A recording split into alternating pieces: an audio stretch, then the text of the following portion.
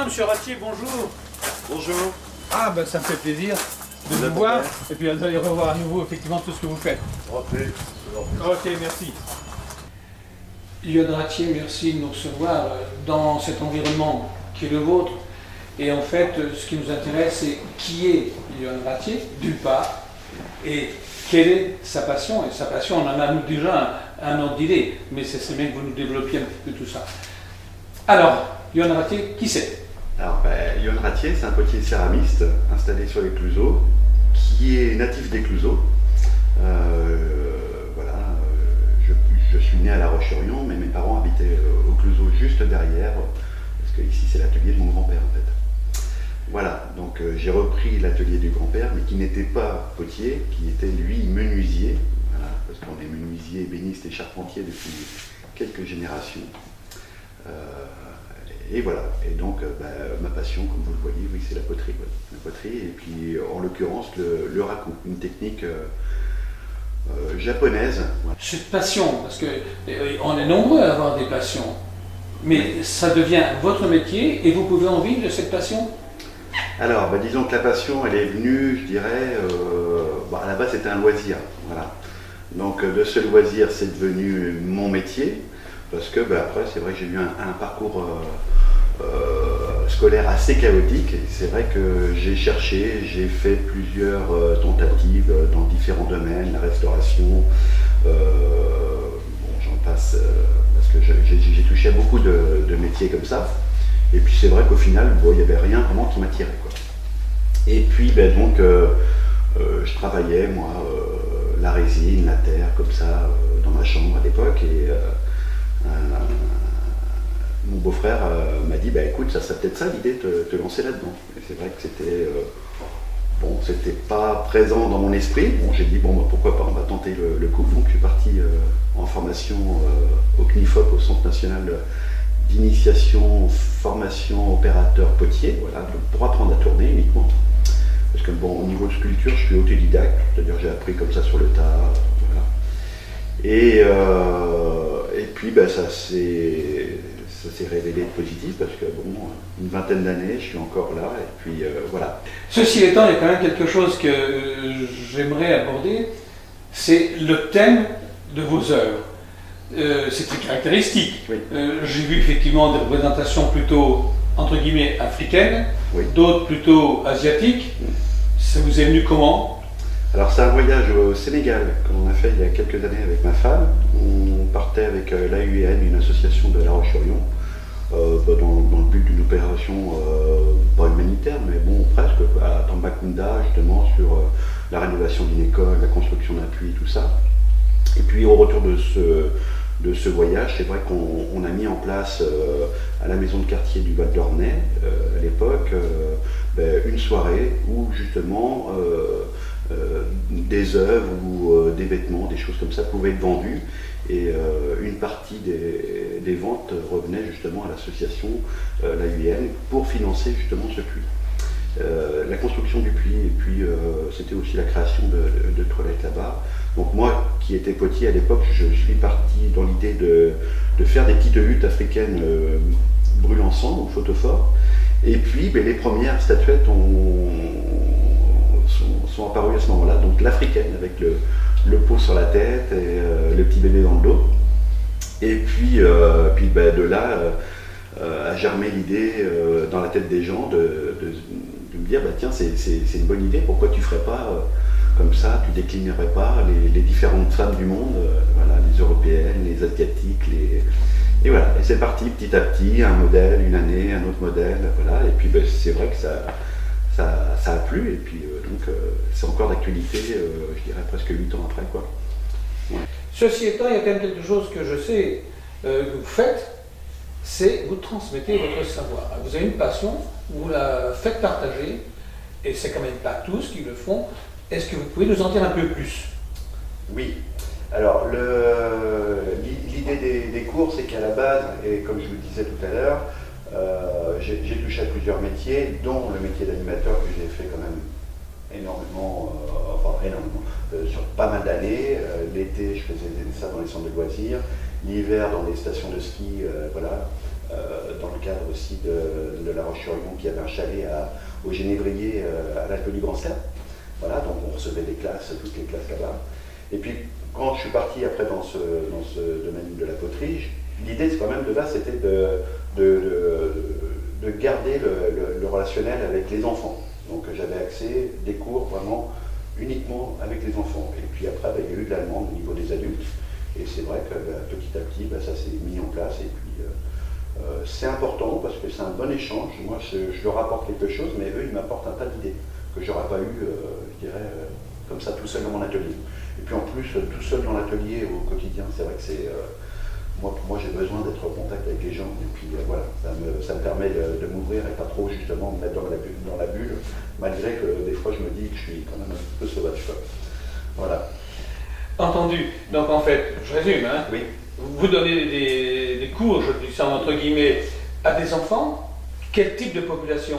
Alors enfants, adultes, après ça va être spécialisé, donc ces IME, les CAT, les EHPAD aussi, voilà, toute une gamme de personnes qui sont demandeurs de ces ateliers-là. Et c'est vrai que dans le cadre de l'art-thérapie, tout ce que je fais avec les IME, les IEM et tout ça, c'est très important parce qu'ils n'ont pas forcément ces enfants-là ou les adultes, et des fois la capacité, la motricité, tout ça. Et c'est vrai que c'est, d'un point de vue thérapeutique, très important pour eux. On va se faire un plaisir de découvrir justement toutes les facettes dont vous nous avez parlé. Johan, on en a discuté. Lorsqu'on a effectivement énuméré tout ce que vous faites, il y a particulièrement la réalisation des céramiques. Pour moi, c'est essentiellement des statuettes. Et ça serait sympa qu'on vous voit à l'heure, en train de monter effectivement une statuette. Ouais. Puis vous nous expliquez quand même. Oui, pas de problème.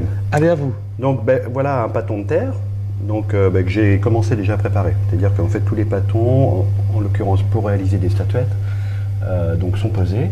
Donc là en l'occurrence on a 1,5 kg de terre. Voilà. On la prépare avec un malaxage, on appelle ça le bélier. En fait on enroule la terre pour commencer à lui donner un sens de rotation, pour après la préparer au centrage. Voilà. Donc je vais vous faire voir et puis je vais vous expliquer en même temps. Volontiers. Donc on fait tourner la girelle. C'est mon truc. Alors voilà, on met toujours un petit lit d'humidité. Hop, on va plaquer le pâton dessus. On fait un petit joint étanche. Voilà, donc là, avec de l'eau bien sûr, on va la centrer. On fait un pré-centrage d'abord. Après, on va faire ce qu'on appelle la quille. Le jargon des potiers, c'est-à-dire on va monter la terre comme ça. Donc là, ça a pour but de bien la mélanger avec l'eau. Et puis en plus de faire sortir les bulles d'air. S'il y a l'air tout le temps, on est à l'affût des bulles d'air parce que l'air, ça fait fissurer, ça fait éclater. Ça fait des petits trous, je suppose. Voilà. En plus, ça fait des petits trous, mais bon, c'est surtout les éclatements et les fissures qu'on redoute. Hein. Voilà. Voilà, donc ça permet de la rendre bien homogène. On va la redescendre comme ça. Et je suppose que c'est pas n'importe quelle terre. Alors là, on a du grès chamoté. C'est propre à la production que j'ai. C'est-à-dire, pour la seconde cuisson, il y a un choc thermique. Et ce choc thermique fait que cette chamotte, cette terre-là, a des facultés de résistance. Voilà. Et la deuxième cuisson, c'est le racoup. La deuxième cuisson, voilà, c'est la cuisson dite du racoup. Dite racoup. Tout à fait. Une fois qu'on a centré notre terre, donc on va commencer à percer la balle de terre. On va ouvrir celle-ci. Comme ça. Donc il faut savoir que les poteries commencent toutes de la même façon. Là, je vais jusqu'à la girelle, parce qu'en fait, le dessous des pièces est creux. Pour un pot, on laisserait un fond de terre. Donc là, en l'occurrence, c'est jusqu'à la girelle. Ça commence toujours par l'ouverture. Après, on va dégrossir ce bourrelet de terre en une forme conique. On appelle ça le cône de terre. Donc là, je vous le fais. Comme ça. Donc on dégrossit ce cône de terre. Voilà, on le prépare pour que ça soit plus facile. Voilà. Alors, toujours en essayant. C'est spectaculaire quand même. Voilà. Oui, ça va assez rapidement. Donc ensuite, une fois que le cône de terre est réalisé, on va faire la première montée de terre. Pareil pour toutes les poteries. Donc une montée de terre, après une autre montée de terre avec une mise en forme, et puis après la mise en forme finale, vous allez voir, donc 3 étapes. Donc, la première montée de terre. Donc là on commence à réduire un peu le fond, le pied de la pièce. Et par voie de conséquence, l'épaisseur, je suppose. Oui. Donc on monte la terre le plus régulièrement possible pour essayer vraiment d'avoir une paroi équilibrée. Voilà. Donc là la terre est très molle, donc c'est vrai que c'est un peu plus délicat pour moi de la monter. Voilà. Donc une deuxième montée de terre, donc on va réduire le fond, donc l'amener, je dirais, à ce qu'on veut, voilà, comme pied final.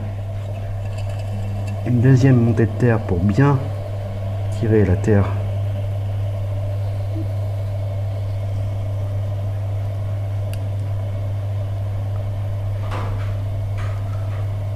voilà.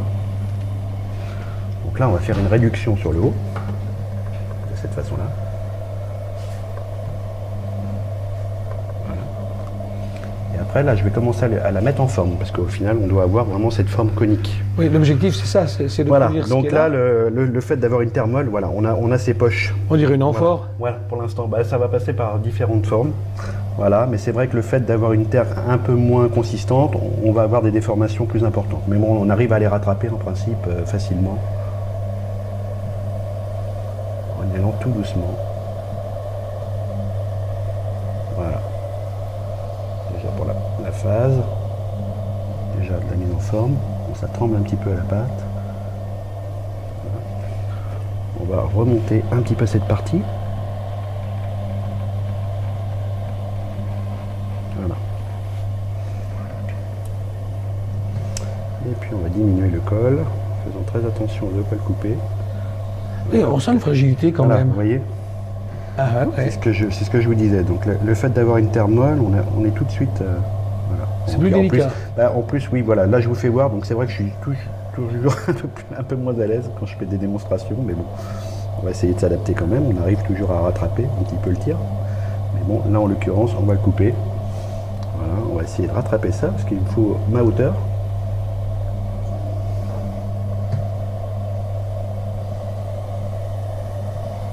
Je sais pas si je l'aurai.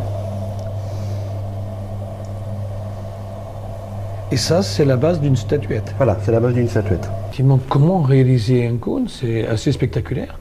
Mais ça, c'est la base de ce qu'on a là. Comment on passe de ça à ça. Cette jolie statuette, on n'imagine pas que c'est ce truc-là qui fasse. Oui. Alors, comment vous avez fait pour arriver à ça? Alors, en fait, partant de ce cône tourné, j'attends un petit moment pour avoir vraiment une consistance au niveau de la terre, pour pouvoir rajouter tout ce qu'on voit en fait en plus du cône, c'est-à-dire que tout ce qui est par-dessus, que ce soit les bandes, les bras, la tête, tout ça, c'est du rajout, c'est du modelage. Voilà, c'est des petites bandes que je vais couper les unes après les autres, mettre, voilà, mais avec des consistances, voilà. Des petites bandes de terre. Voilà, des Décorées impressions de dentelle. Voilà, On n'a pas roulées. l'impression, on a l'impression que c'est été sculpté dans le cône. Non, c'est Mais c'est rajouté super dessus. comme résultat. Ouais, c'est Alors, rajouté ça, dessus. c'est superbe, en plus.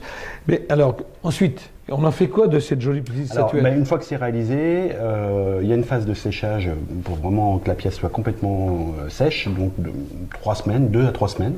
Ah, c'est pas Voilà, rien. il faut que ça soit complètement sec parce qu'en première cuisson, donc la cuisson dite du biscuit, il faut vraiment que les objets soient très très secs parce que même sec, la terre contient tout le temps un petit peu d'eau. Et cette eau, il faut la faire évacuer tout doucement. Donc on va mettre 10 à 12 heures de cuisson, donc en partant de 0 jusqu'à 1100 degrés. Voilà, avec différents paliers. 1100 degrés. 1100 quand même. degrés pour la première cuisson. 12 heures. Et oui, c'est ce que... Alors, vous en sortez la statuette cuite, je vais l'appeler Voilà, comme ça, voilà. et c'est ça que l'on appelle le biscuit. Voilà, quand c'est cuit, la première cuisson est faite, on a un biscuit. Voilà. On peut voir le four? Ah oui, tout à ou fait, pas on va y aller. Ouais. Eh bien, allons-y alors. C'est parti. Voilà, donc là on arrive en fait dans la salle de four. Voilà, c'est l'atelier de cuisson là. Ouais, voilà, donc différents fours. Donc il y en a 3. Le dernier en date c'est celui-là là, pour cuire mes grandes statuettes. Un petit qui sert pour les cuissons des élèves et puis les miennes aussi. Et puis un autre petit aussi derrière là, voilà, pour cuire les petites statuettes. Parce qu'on ne peut pas cuire avec beaucoup de quantité pour la deuxième cuisson, pour le ragoût. Ah, Voilà. c'est pour le ragoût. Ça c'est pour le Bon, ragoût. là, on est bien d'accord. Là, ça va être une première cuisson, ce qui va donner le biscuit. Le biscuit, Le biscuit, je à la fais sortie. aussi du ragoût dans celui-là. Donc ça c'est un fort cloche, donc la cloche qui soulève avec un talon.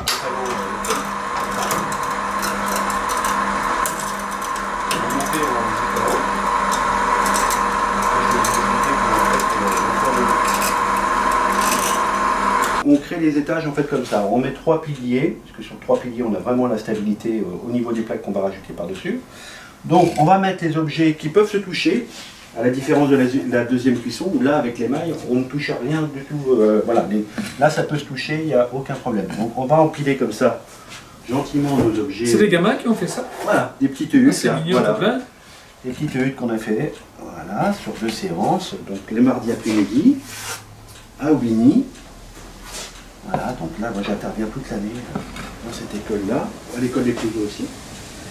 Donc voilà, on va positionner les pièces comme ça, les unes à côté des autres. Voilà, on peut même en mettre Oui, les unes éventuellement, par-dessus. oui. Voilà, j'explique vraiment rapidement.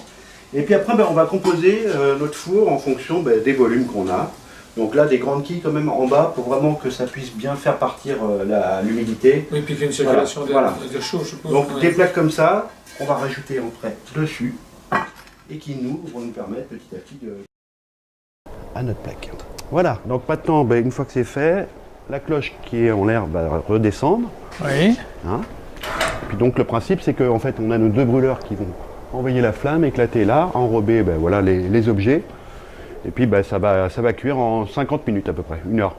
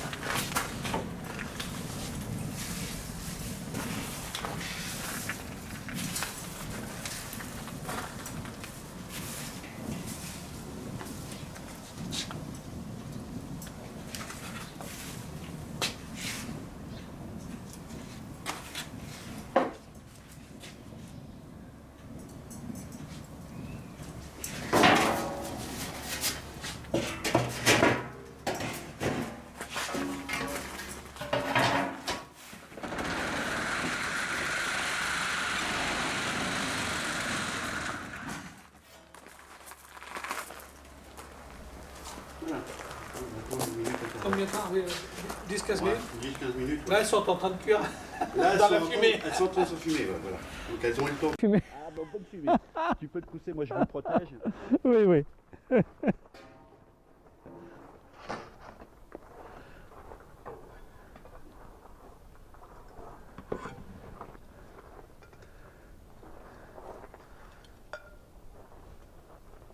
Ah oui, on voit bien les craquelures. Hein.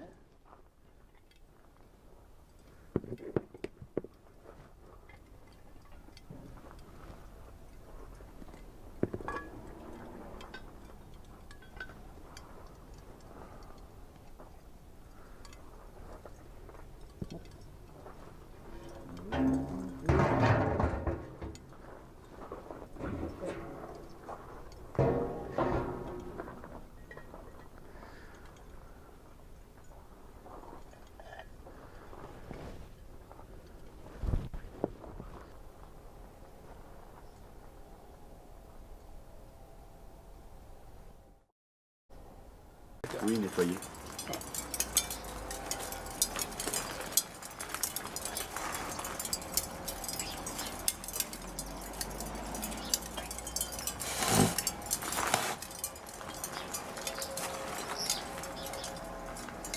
Johan, on a vu toute la chronologie pour réaliser les œuvres que vous faites, parce que je trouve que ce sont des œuvres quand même. Bon, maintenant, ce qui serait assez intéressant, c'est que vous nous en présentiez terminées et qu'on voit effectivement tout ce que ça permet effectivement de faire, quoi. Ouais. Donc, ça serait bien qu'on parle d'une statuette ou deux, parce que j'ai vu qu'il y en avait des petites, il y en a des grandes, et puis peut-être d'autres pièces. Donc, les statuettes, vous avez vu l'autre jour, donc je vous ai fait la démonstration au tournage. Donc ça, c'était en fait la base de la statuette. Et la statuette, après, une fois réalisée, donc voilà, par rapport en tout cas au cône que je vous ai fait voir, donc voilà ce que ça donne. Voilà, l'œuvre est terminée, Voilà. c'est magnifique. Alors après, elles sont déclinées en plusieurs modèles. Là, c'est le samouraï. Voilà, donc sur ce cône de terre, moi je vais habiller avec des petites plaques, avec des petits accessoires, les bras, la tête et tout ça. Et puis après, donc la première cuisson, comme on l'avait vu. Suite à ça, la pose de l'émail et puis le craquelé que je vous parlais là, justement, au défournement et cet enfumage qui révèle le réseau de tressaillage. Voilà. Donc ça, c'est le petit modèle, donc les petites statuettes, voilà. Donc, j'essaie de bien comprendre. Oui. Les petites bandes, ce sont des bandes de terre qui ont été apposées sur le cône Voilà, principal. c'est un modelage, D'accord. tout simplement. Les bras, je suppose, viennent s'ajouter aussi.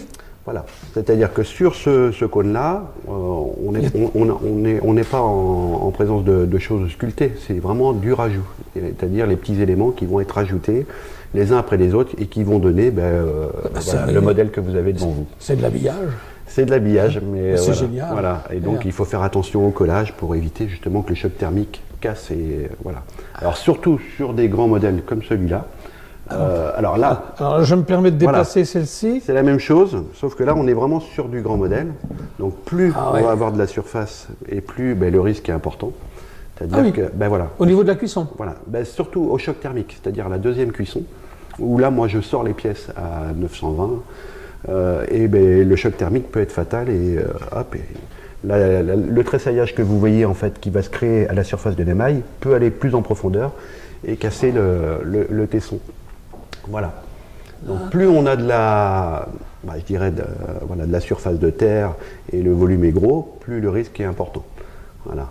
Donc ça c'est risque sur une échelle de 10, je veux dire 7-8. Ah, quand même. Voilà. Et encore plus important, des coupes comme ça, où là on est plus sur de la chose plate, et plus c'est plat, et plus le risque là est, je dirais, on va dire, 9 sur 10. Voilà.